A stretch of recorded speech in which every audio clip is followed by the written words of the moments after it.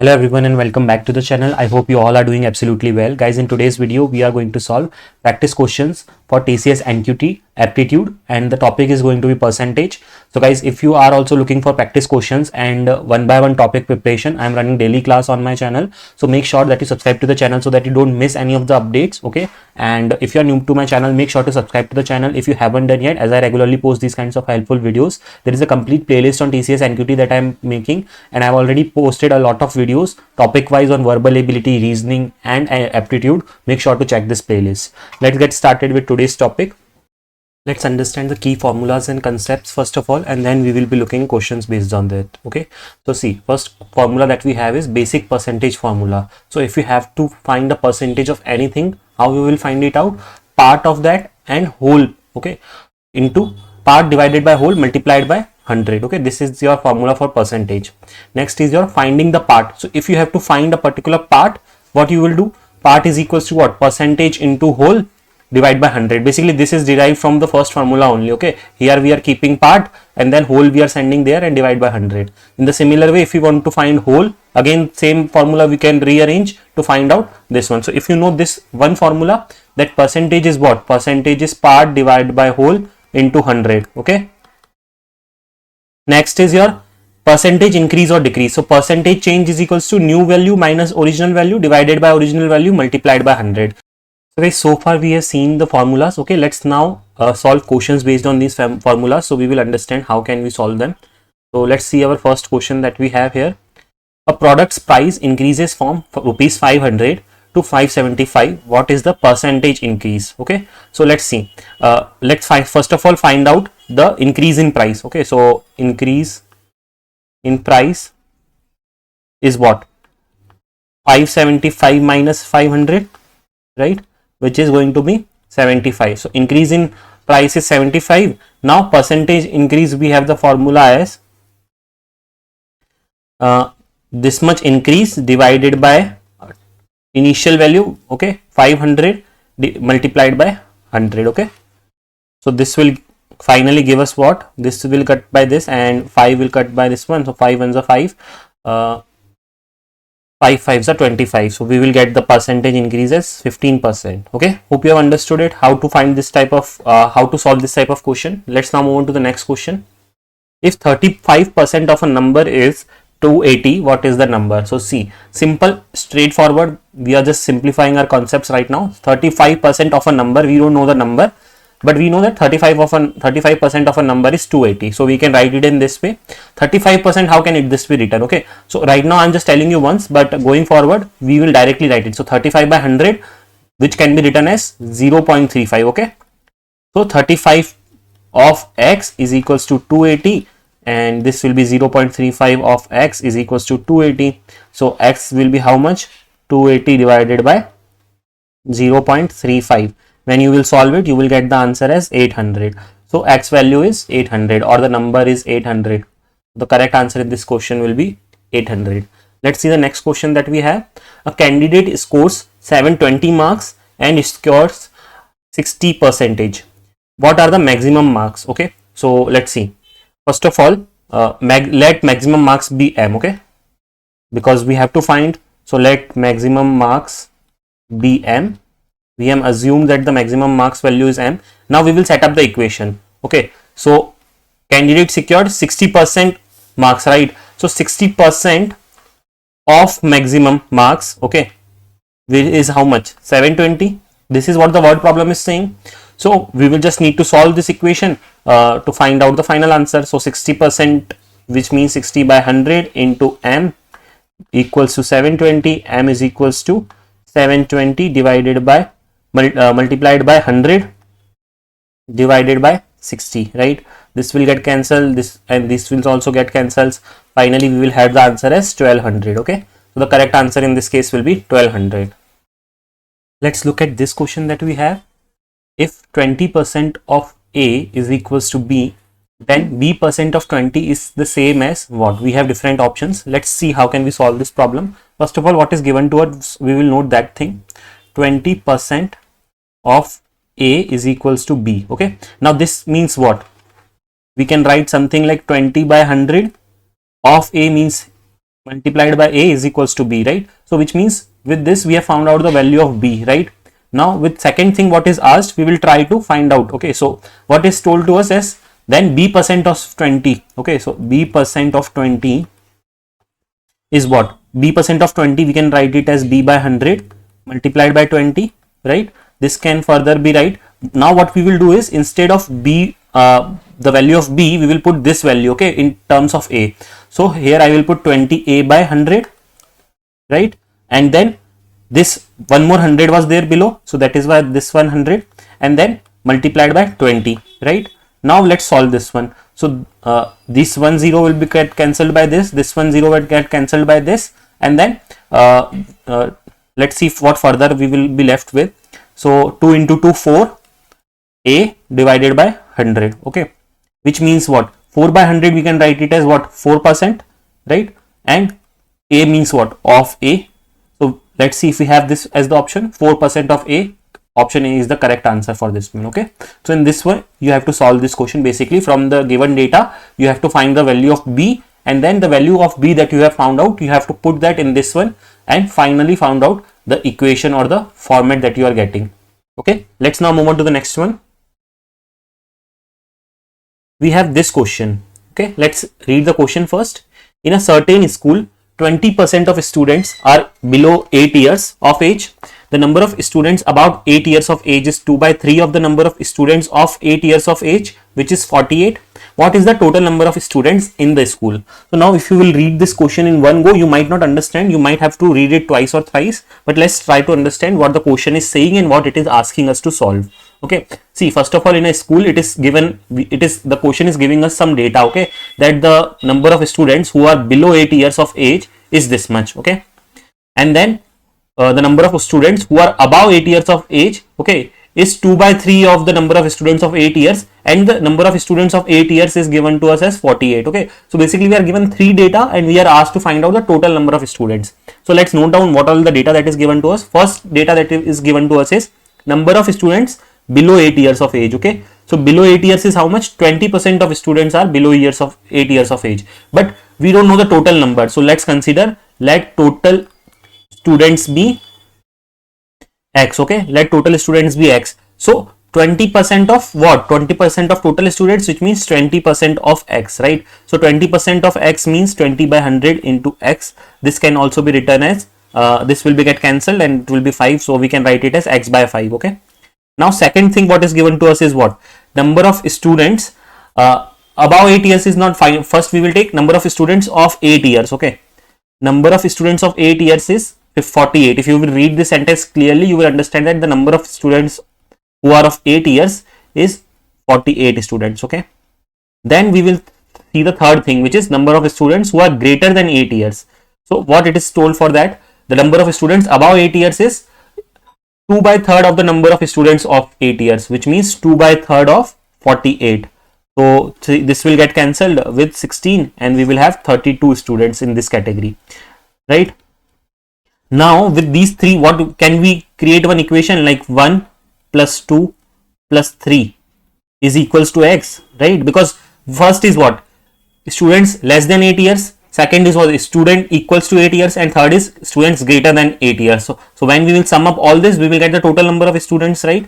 So let's now try to sum up all of them. Okay, so first we were getting X by 5, then from second we were getting 48, and then from third one we were getting 32, and this is equals to what? X. Okay, so further solving it, X by 5, this 48 plus 32 will be how much? 80, right? And then here we will have X. Further solving it, we will have 80 is equals to X minus X by 5. Okay, this we will solve by taking LCM. 5x minus X is 4x divided by 5, and then we will have 80. Further solving X, it will be 80 into 5 divided by 4, and this will get cancelled. So we will have 20 into 5, which will be 100, right? So the total number of students will be 100 students. Okay, let's see if we have that option. Yes, option number E is the correct option for this question. Hope you have understood it, how to solve this. Basically it was a tricky word problem, but if you will understand it in a nice way, you can easily solve it. Let's look at this next question. Two numbers A and B are such that the sum of 5% of A and 4% of B is 2/3 of sum of 6% of A and 8% of B. Find the ratio of A is to B. We are given different ratios options, so we have to select the correct answer. Let's see how can we solve this. See, based on the data that is given, we will try to write the equation. So what we are told is 5% of A plus, like sum it is given, right? So sum of 5% of A and 4% of B. So 5% of A plus 4% of B is equals to what? 2/3 of 6% of A and plus 8% of B. So based on this, we have created our equation. Now let's try to simplify it further. So 5% of A can be written as 5/100 of A plus 4% of B will be written as 4/100 of B. Right? This will be equals to what? 2/3 of this thing, which is 6/100 of A plus 8/100 of B. Okay. Now we have written these things. So now what we will do, we will cut off whatever possible. So 5/100 can be written as 1/20. You can cancel out things, and 4/100 can be written as 1/25 B. And this side, when we will completely multiply this inside and solve it, we will get as 1/25 of A plus 4/75 of B. Okay, now we have this thing. Now what we will do, we will take A at one side and B's values at one side. So what we will have 1/20, okay, and then 1/25 also we will take there, so it will be minus 1/25. Now A is there in both, so we will take that common, okay, here. Now here what we will take the B values. So 4/75 is already here, and then 1/25 will go there and it will become minus 1/25, and then B we will take it out as common. Okay. Now what we need to find out, we need to find out the ratio of A by B, right? So before that, let's solve these two first. Okay. So 1/20 minus 1/25, when you will solve it by taking LCM and all, you will get 1/100 A. Okay. And this side, when you will solve it, you will get as 1/75 B, right? So what you need to find out, you need to find out the ratio, which is A and B, right? So A by B is equals to what? A by B is equals to like 1/75 multiplied by 100/1, which is going to be 100/75, and this can get cancelled and you will get 4/3. Okay, this will get cancelled by 25, you can cancel. So you will get the value of A by B as 4/3, which means the ratio is going to be 4:3. Let's see if we have that option. Yes, option D is the correct one. So the correct answer for this question is going to be option number D, which is 4:3. Hope you have understood it. Let's now move on to the next one. Let's look at this question that we have. A student multiplied a number by 3/5 instead of 5/3. What is the percentage error in the calculation? We have different percentage as the options: 34%, 44%, 54%, and 64%. Let's see how can we solve this question. First of all, let us consider that the number be x. Okay, let the number be x, because in order to form the equations, we need the x, right?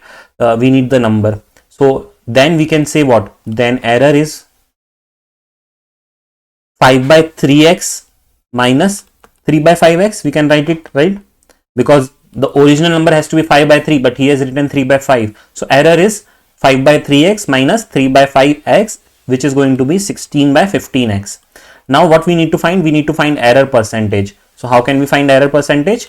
Simply whatever this value that we have, 16/15x multiplied by 3/5x and multiplied by 100. This will be the percentage it will give us. So once you solve it, you will get 64 as the answer, which will be 64%. Let's see if we have that option. Yes, option D is the correct answer for this question. Okay, so answer is 64%. Hope you have understood it. Let's move on to the next one. Let's look at this question that we have. In an election between two candidates, one got 55% of the total valid votes, 20% of the votes were invalid. If the total number of votes was 7,500, the number of valid votes that the other candidate got was what? Okay, so see how can we solve this question. First of all, we are given two types of votes, okay, like valid votes and invalid votes, right? So what we need to find? Valid votes we have to find. Part of valid vote, see, there are two persons, okay, A and B. A has 55% of valid votes, right? Because it is told right here, 55% of valid votes, right? So how much B will have? B will have 45%, right? Obviously. So 45 of valid B will have. Okay, now what we are asked is number of valid votes that the other candidate got. So 45% of valid, but we are not given the value of valid votes. So what we will do, we will use this first equation to find out the number of valid votes. Okay, not this first equation, but something else. Let's see. What we are told was 25% of the votes were invalid, which means how many votes are valid? 100 minus 20%, which is 80%. So we can say 80% of votes are valid, right? Now 80% of what? 80% of total votes. So are we having the data of total votes or not? If the total number of votes was 7,500, yes, we have the data of total number. So let's find out the number of valid votes. Okay, number of valid votes, which can be 80% of total, which will be 80% of total is what? 7,500. Let's solve it further. 80 upon 100 multiplied by 7,500. This is going to give us, this will get cancelled, this will get cancelled. On multiplication, you will have the value as 6,000. Now you got the number of valid votes as 6,000, right? Now in order to find the value of B's valid votes, we needed the total valid votes. So what we will do, we will just find out for B. So B is like our assumption only. Okay, 45% of valid votes, which is 6,000, right?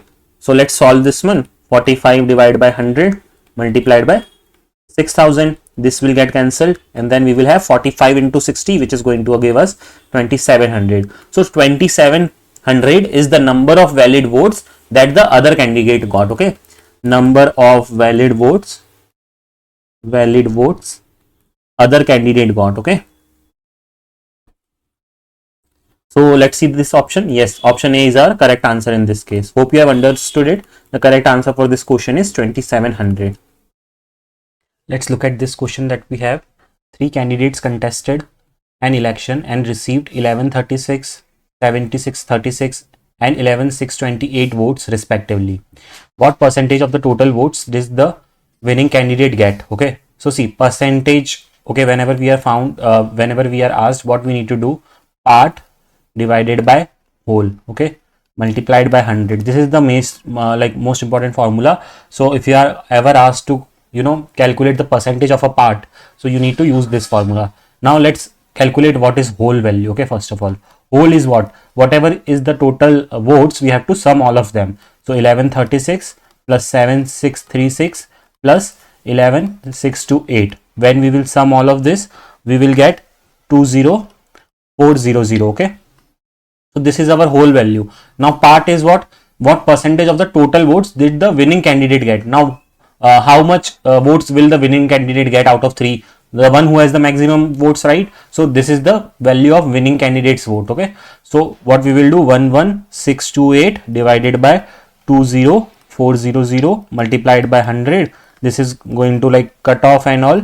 So finally we will have a value as 57, which is 57%. Okay, hence the correct answer in this case is going to be option number A, which is 57%. Moving on to the next question now. Let's look at this question. 2 tailors X and Y are paid a total of 550 rupees per week by their employer. If X is paid 120% of the sum paid to Y, how much is Y paid per week? So see, this is a simple question, but in order to solve it, you have to be a bit careful. So first of all, what we need to find out, how much Y is paid per week. So let the sum paid to be Y, the sum paid to Y per week be. Okay, we will assume one value and then using that we will solve it. Okay, per week be Z. Okay, so Z is the sum that we are considering that is paid to Y. Okay, now we are told few things, that is if X is paid 120% of the sum to Y, how much is Y paid, right? So what we can say is X and Y are paid a total of 550, right? So we can write something like this, X plus Y is equals to 550, right? On the other hand, in one of the statements it is told X is paid 120% of the sum paid to Y. Okay, which means see, the sum paid to Y, what we have considered Z, and now X is told what? 120% of the sum paid to Y. So 120% of sum paid to Y is what we have considered Z. So this is our new equation, and now solving this equation we will get Z value, and Z only we have to find out, right? Let's try to solve this one. So 120 divided by 100, Z plus Z is equals to 550. Solving it further, we will when we will solve this one completely, we will get 11 by 5z. Okay, and this side we have 550. Okay, solving it further, 550 multiplied by 5 divided by 11, this will get cut off by 50. We will get the z value as 250. Okay, so 250 is the basic sum which needs to be paid to y per week. Hence the correct answer going to be option number B. If you have any doubts, you can ask in the comment section. Moving on, let's try to solve this question. Gauri went to the stationers and bought things worth rupees 25, out of which 30 paise went on sales tax on taxable purchases. If the tax rate was 6%, then what was the cost of the tax free items? Okay, so see, let's understand how to solve this question. So let the amount taxable purchases